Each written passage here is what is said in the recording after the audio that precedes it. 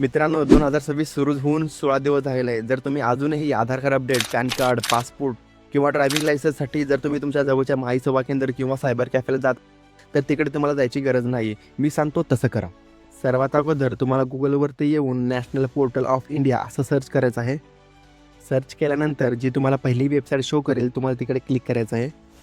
Click केल्यानंतर india.government.in असं एक वेबसाईट ओपन होईल.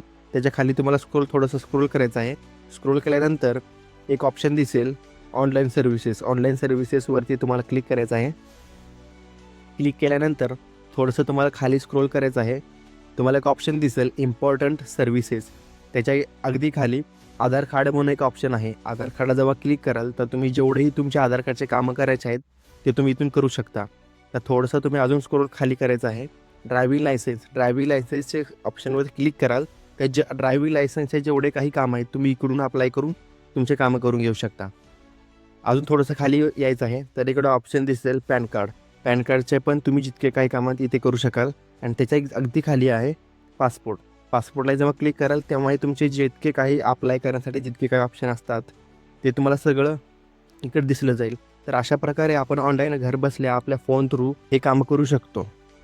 या अर्ज डॉक्युमेंटचे जर तुम्हाला सविस्तर व्हिडिओ हवे असतील तर पेजला फॉलो करा, व्हिडिओ लाईक करा, शेअर करा. थँक्यू.